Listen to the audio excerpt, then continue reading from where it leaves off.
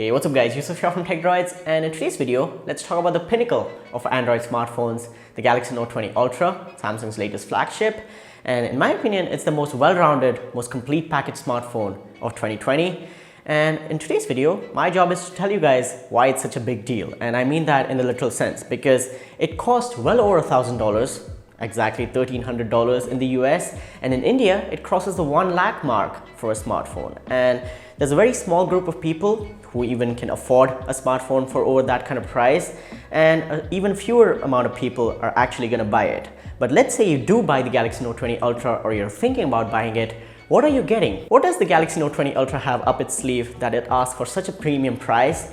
And is it actually worth that kind of money? Should you be paying over 1 lakh rupees for an Android smartphone in 2020? So in today's video, I'm going to be unboxing the Galaxy Note 20 Ultra in the Mystic Bronze color, and this is the highest spec variant, the 12 gigabytes of RAM, 512 gigabytes of storage. And also, I'll talk you guys through my final review, my verdict of using Galaxy Note 20 Ultra. Should you buy it? Should you not? All that in this video. So with that being said, let's get started.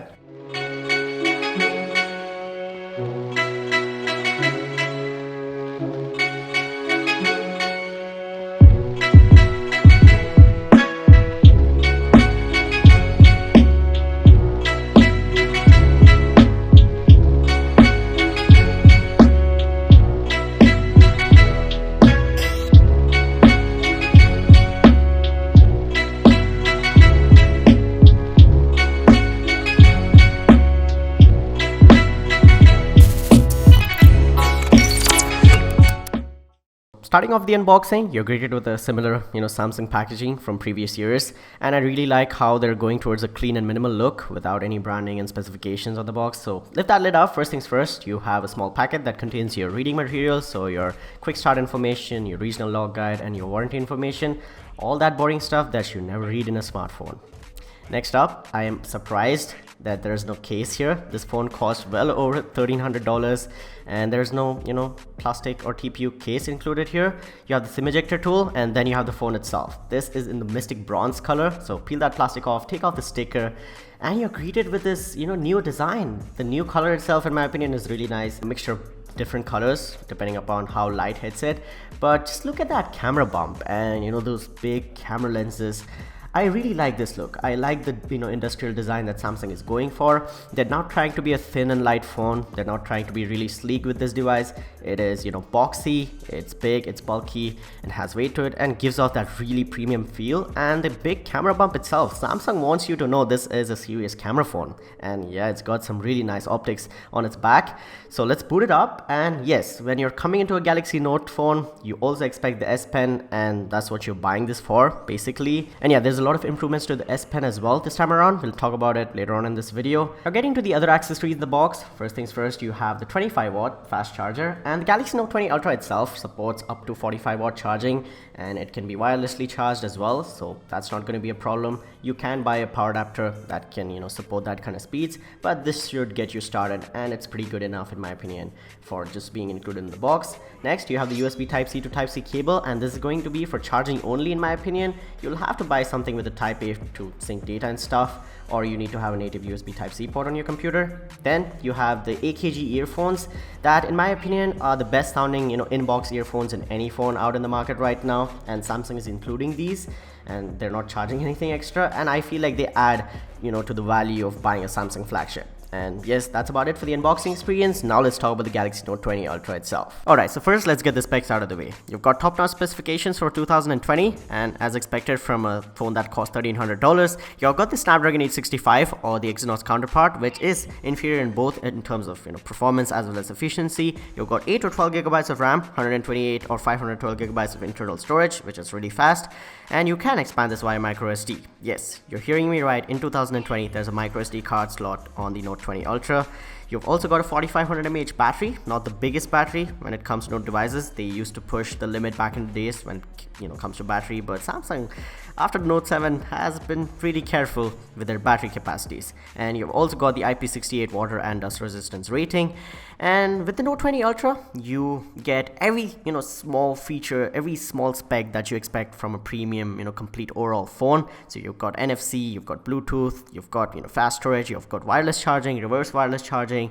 And yes, you can charge the Note 20 Ultra up to 45 watts. The adapter is not included in the box, but it does support it, so that's that. And it's got everything that you expect, from a Samsung flagship. You've got the USB Type-C port. There's no headphone jack, but again, which phone in 2020 has a headphone jack? So that's about it for the specs, and these specs do turn out in terms of real-life performance. The Samsung Galaxy Note 20 Ultra flies through day-to-day tasks as well as multitasking, even high-end tasks, even 3D games and stuff like PUBG and Asphalt. They feel really smooth, buttery smooth on this one. It's really, really nice. It's got the performance that you expect from a premium flagship smartphone. There's no stutters, animations are smooth, multitasking is a breeze for this phone, and watching content and doing just day-to-day tasks on this phone, you're not going to slow this down. You won't see any stutters or lags. And talking about stutters and lags, let's talk about Samsung software. So this phone runs Android 10 out of the box with One UI, Samsung's own custom skin.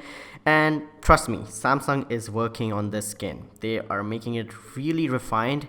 With every iteration, it has upgrades and refinements that make it more smoother, more snappier, just better for multitasking and power users. And there's lots of features, buried inside the software that you can explore. There's some handy ones, there's some ones that you might not use, might not like. But again, there's something for every one of us here. And yes, you cannot discard, some features like wireless music sharing or air actions. Few people might like that. When you're paying, $1,300, you might want to use those features. And I really appreciate Samsung for putting in the work and making their software a better experience. And yes, One UI is getting better, and this phone will get an update to Android 11 very soon, and you might even see another version of One UI. So yeah, software is not the weak part of this phone. It is going to be really a snappy experience, a smooth experience with a high refresh rate display. You can talk about the display in a bit. So yeah, Android 10 with Samsung's One UI on top is a thumbs up from my side. Alright, so it's finally time to talk about that display. It's a 6.9-inch Quad HD Super AMOLED display with 120Hz refresh rate, HDR certification, tiny bezels, tiny punch hole cutout, and curved sides. Yes, those curved sides do have quirks to them. They have a disadvantage, that's accidental touches, and some apps and some software does get curved to the side, which might crop out your information, might crop out your view, but it gives the phone a really attractive look. Yes, it looks like the display is floating over the phone, but again, I don't know how you feel about that. I do like the curved sides, so that's my opinion. You might not like it, and if you want like a flat display, you can go to other phones. But this display, in terms of the experience, it is absolutely amazing. It's the top-notch spec for 2020, and viewing experience on this one is really nice. It gets really bright, colors are punchy, they pop on this display. It contrasty, deep blacks, and just watching media, playing games, consuming content on this display is amazing. But one disadvantage is the speakers on this phone are not that great, so you might easily block them. It's a stereo pair. They're decent, they're not bad or terrible or tinny. They do put out a good output, but it's not the best sounding experience to accompany this really nice panel. Another quirk with the display itself is that you cannot use the Galaxy Note 20 Ultra's display at its highest resolution and at its highest refresh rate. So you have to decide between the two. Either you can go Quad HD with 60 Hz, or you can go 1080p with 120 Hz, full buttery smooth goodness. So it totally comes down to you, and I feel like when you're paying this big amount of money, and the processor inside this phone is absolutely capable of doing the highest potential that this display can offer. I don't know why Samsung is doing that. Maybe for battery concerns to make this phone last longer, as it's only a 4500 mAh cell, but again, that's the Alright, so now moving on, let's talk about the cameras. And that happens to be the most controversial part about the Galaxy Note 20 Ultra, at least the design. And I won't rant about the camera bump's design. I know it's big, huge, ugly, it gathers dust, it wobbles the whole phone when it's on a flat surface. It doesn't look good. It might grow on you as you buy the phone and start using it as your daily driver, but let's just ignore the design of the camera and the camera bump and talk about the optics inside and the hardware itself. It's a 108 megapixel f1.8 main sensor, then there's a 12 megapixel ultra wide angle camera with f2.2 aperture, and there's a periscope lens, your telephoto lens, that's again 12 megapixels, and that's a f3.0 aperture camera. And this hardware translates to some really good quality pictures, and in terms of just picture quality, video quality, and just how the photos turn out from the Galaxy Note 20 Ultra, I think it is the best camera phone, or the overall best camera phone with the most versatility, the most functionality in 2020. It might even give the Pixel and the iPhones a run for their money. So in terms of good lighting conditions, you're going to get really crispy shots, high dynamic range, and they're going to be Samsung live photos, so high contrast, they're saturated, and they look really good. They pop out, there's some vibrance to them. And the front camera itself, again, it's a 10 megapixel sensor. It is good for selfies in good lighting conditions. And again, coming back to the rear camera, you've got all the functionality, all the features, the pro modes, the portraits, the live focus, AR emojis, all those things are packed into the software and into the hardware of this camera.